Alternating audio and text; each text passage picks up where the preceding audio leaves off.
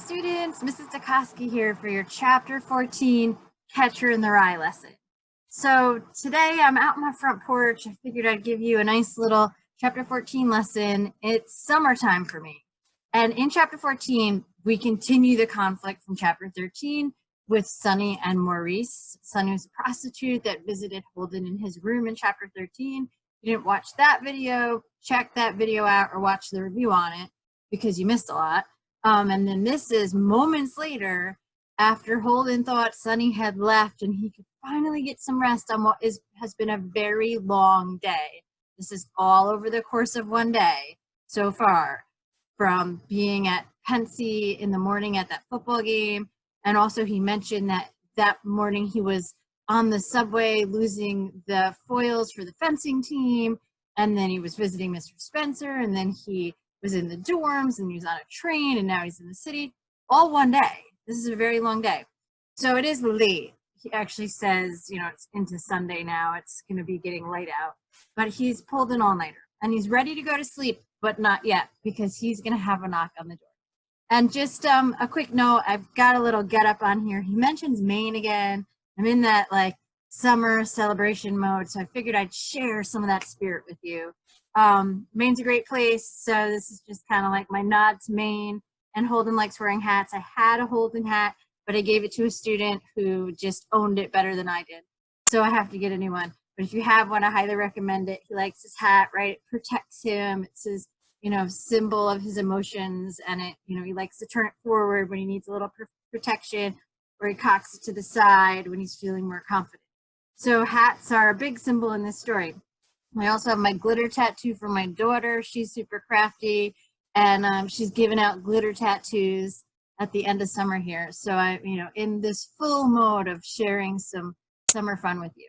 So with that said, Holden is not in summer fun mode. He is, it's December, he's getting kicked out of school, he's scared to go home and tell his parents, so he's just hanging out in the city for a couple days because he knows they haven't gotten the letter yet. And it is right around Christmas time. It's about to be Christmas break for him. So with that said, Holden, I want to talk about where he is emotionally. He is in a really bad place. He keeps talking about how he's depressed, he's upset. Sunny, the prostitute, was so depressing to him, he couldn't, you know, even think about enjoying any kind of time with her, or really he can't even enjoy any time with anyone.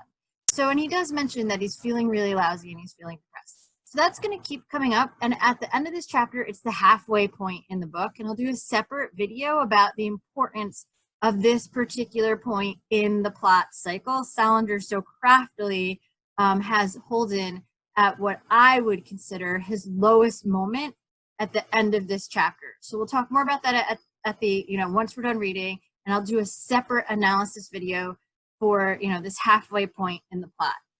But before we do that, we have to do our B now, and I think that this is something, it's called box breathing, we'll do together. We'll start, and we'll teach you, we'll go through a little box breathing tutorial, because this is something that could really help Holden. He has no coping mechanism. So he's in these stressful situations, and he's about to be in another conflict, second, you know, major conflict of the day, the first one being with Stradlater. And he has really no techniques of how to cope with, like, these stressful moments that are high tension.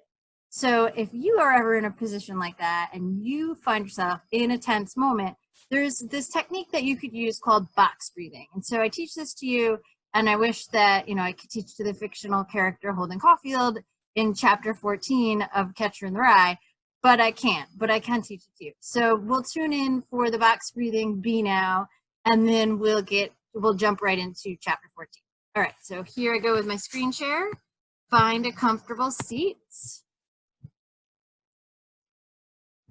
And get yourself ready to do just a little bit of breathing. So again, this is going to be something called box breathing. And if you're just looking for the assignment, we're in our Catcher in the Rye folder. You've got Chapter 14 going on. You've got your PDF of Catcher that we're going to have to get into. And then we have this when shit, and yes, I cursed, I know, you can handle it, you're in high school. When shit hits the fan, box breathing exercise. So this is when shit hits the fan, a coping strategy that might help. And here we go, we'll get started. So again, find a comfortable seat. This is from a site and an app called Simple Habit. Really big fan of some of these apps that can give you, this is all of 5 minutes, these little quick how-to meditations and just coping strategies in the moment. You know, you can put it on your phone and have a little tool there.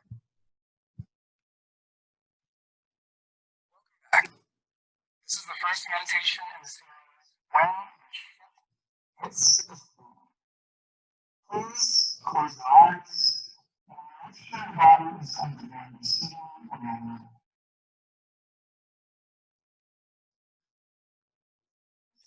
This is advice. This is something that has been taught to us and to assistance to stay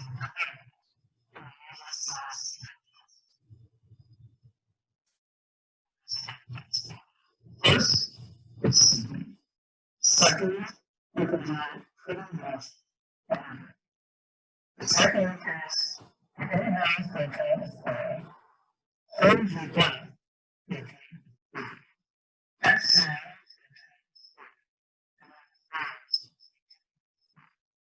that's us confusing, don't worry.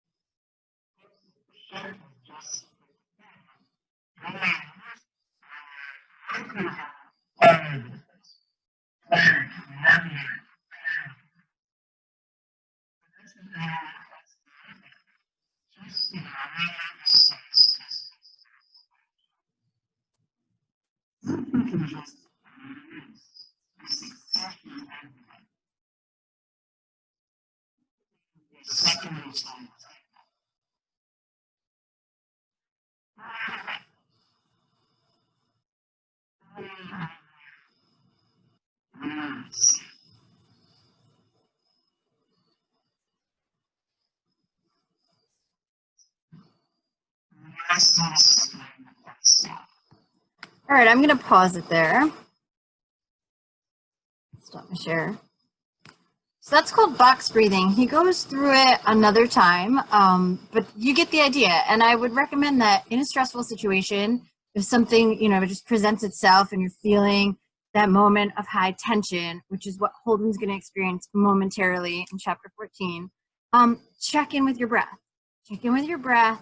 Try this thing called box breathing where you're inhaling for 4 count, holding the inhale for 4 count, exhaling for a 4 count, holding the exhale for a 4 count, and do that a few times. If you can do that for a couple minutes and just pay attention to your cycles of breath, it really is, it just sends like notice to your nervous system to find a place of calm instead of a place of panic, which is really what you need to do if you're in those type of urgent situations. All right, is you want to find that center and that place of calm and not panic. All right, it's really important to try not to panic. All right, so with that said, that's called box breathing. That was our B now. And I'm going to go back into a share so that we can read our chapter 14. So chapter 14, Catcher in the Rye, moments after Sunny has left the room. Where did it go? And this is page, it was all queued up. Okay, bottom of page 53. So, bottom of page 53, we have chapter 14. And here we go. After old Sonny was gone, I sat in the chair for a while and smoked a couple of cigarettes. It was getting daylight outside. Boy, I felt miserable. I felt so depressed you can't imagine. What I did, I started talking, sort of loud, to Allie. I do that sometimes when I get very depressed. I keep telling him to go home and get his bike and meet me in front of Bobby Fallon's house. Bobby Fallon used to live quite near us in Maine. This is years ago. Anyway, what happened was one day Bobby and I were going over to Lake Tobago on our bikes. We were going to take our lunches and all, and our BB guns. We were kids and all, and we thought we could shoot something with our BB guns. Anyway, Allie heard us talking about it, and he wanted to go, and I wouldn't let him. I told him he was a child.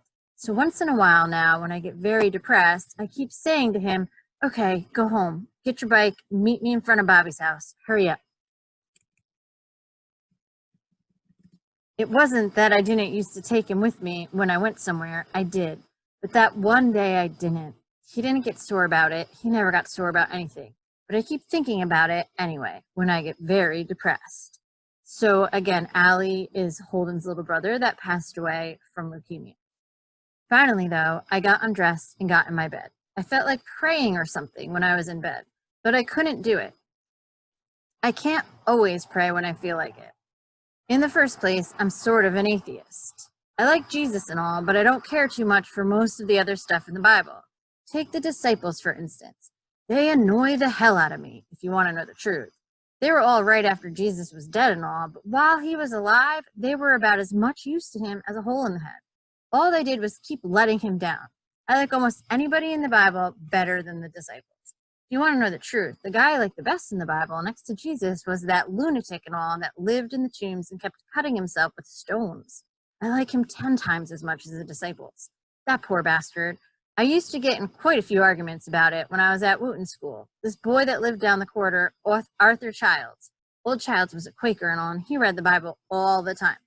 He was a very nice kid, and I liked him, but I could never see eye to eye with him on a lot of stuff in the Bible, especially the disciples. He kept telling me if I didn't like the disciples, then I didn't like Jesus and all. He said that because Jesus picked the disciples, you were supposed to like them. I said I knew he picked them, but he picked them at random. I said he didn't have time to go around analyzing everybody. I said I wasn't blaming Jesus or anything. It wasn't his fault that he didn't have any time. I remember I asked old Childs if he thought Judas, the one that betrayed Jesus and all, went to hell after he committed suicide. Childs said, certainly. That's exactly where I disagreed with him. I said I'd bet $1,000 that Jesus never sent old Judas to hell. I still would too, if I had $1,000. I think any one of the disciples would have sent him to hell and all, and fast too. But I'll bet anything Jesus didn't do it. Old Childs said the trouble with me was that I didn't go to church or anything. He was right about that, in a way. I don't. In the first place, my parents are different religions, and all the children in our family are atheists. You want to know the truth? I can't even stand ministers. The ones they've had at every school I've gone to, they all have these Holy Joe voices when they start giving their sermons. God, I hate that. I don't see why the hell they can't talk in their natural voice. They sound so phony when they talk. Anyway, when I was in bed, I couldn't pray worth a damn. Every time I got started, I kept picturing old Sonny calling me a crumb bum. Finally, I sat up in bed and smoked another cigarette. It tasted lousy. I must have smoked around 2 packs since I left Pensy.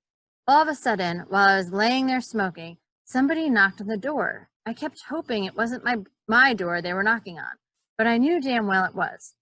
I don't know how I knew, but I knew.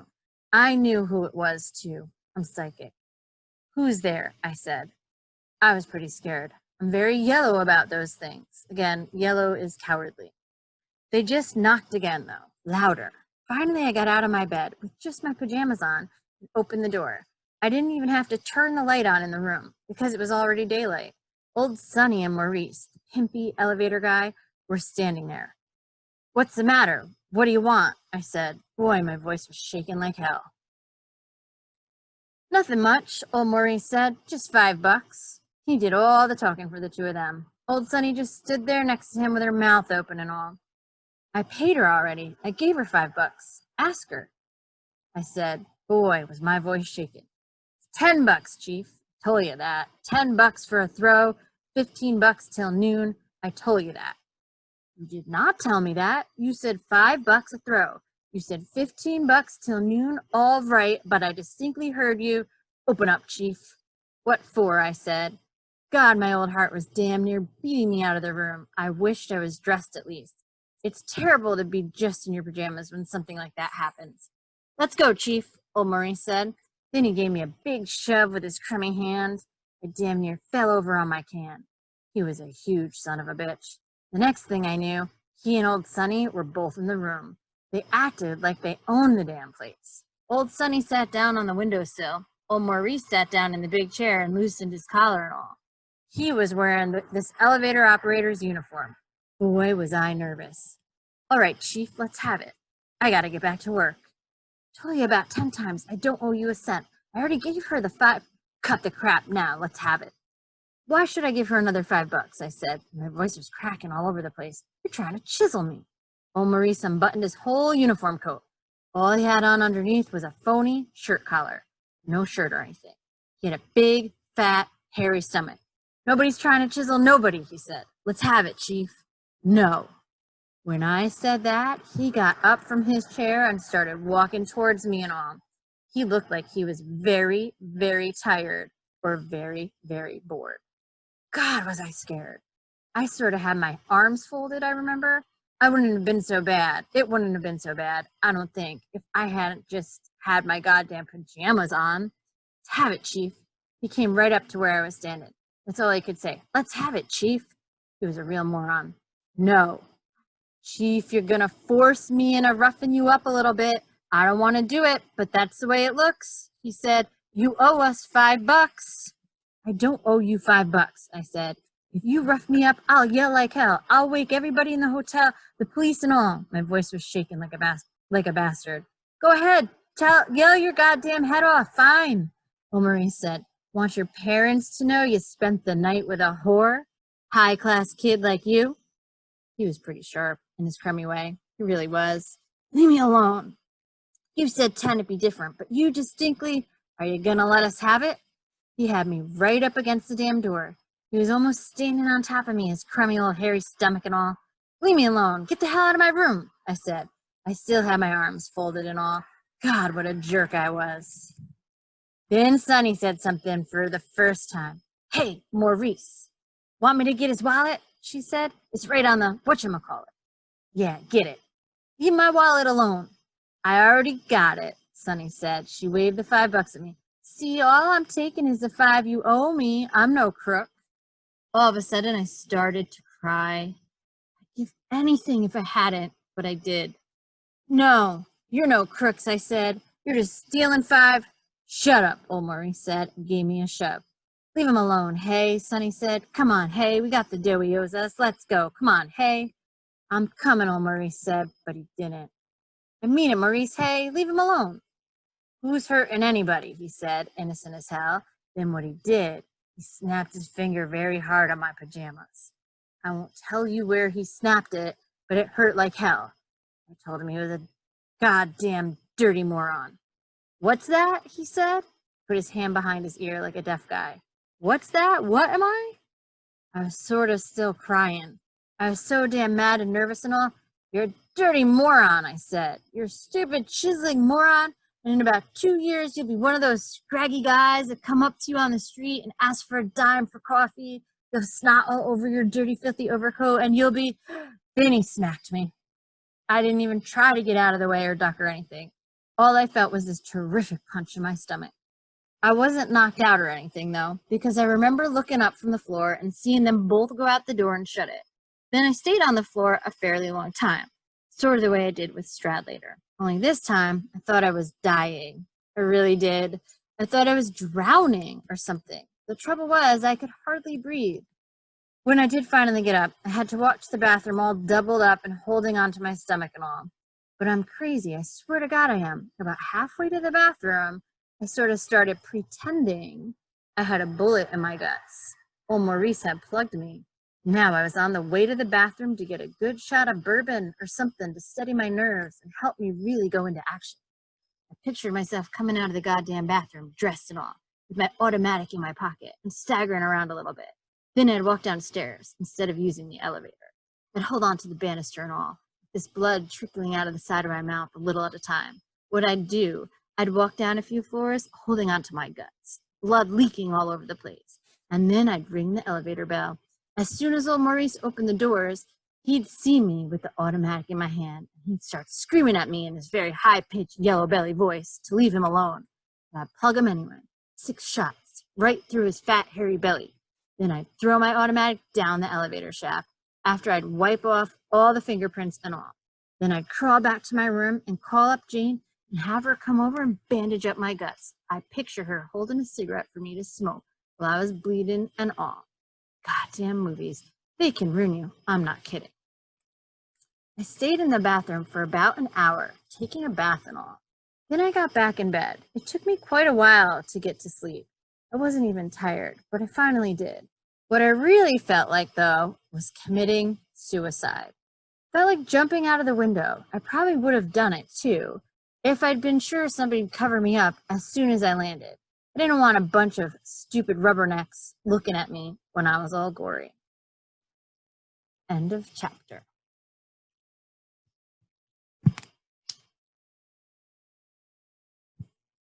Oh no, it got dark. Put a light on here. So, in my darkness, chapter 14. There we go. Chapter 14, we've got Holden, right? You can see me here? I'm kind of like all in the shadows. So we've got Holden. Better side to do it. We've got Holden. And Holden gets in this conflict with Maurice, who's the pimp, who comes up with Sunny asking for some more money because Sunny thinks that she needed, Holden owed her $5. Even though Maurice had, if you go back, Maurice had told Holden it was only $5. And my advice to you would be, you should just give someone that money. It's not worth it. But Holden doesn't. He decides to get into this conflict with Maurice and Sunny. He ends up losing the money in the first place. So that's usually what would happen. They're gonna take the money anyway. So why not just give it to them, and then you don't have to have this conflict. But Holden ends up having this conflict with Maurice, and it's very reminiscent of the Stradlater chapter, right? So he's got just, a few chapters previously, a conflict with Stradlater that was, scripted very similarly. He's calling Maurice a moron. He's baiting him, right, to punch him. And he does. He roughs Holden up. And then they do leave with his money. And this is the halfway point. If we had a copy of the actual book, which I don't have at home, unfortunately, but if you have a copy of the actual book and you put a piece of paper into the end of chapter 14, that page, you close the book, it's at the halfway point exactly. And I'm going to leave you with this thought. Holden, at the halfway point of this plot cycle for Catcher in the Rye, Salinger, our writer, has Holden in a bathtub contemplating suicide.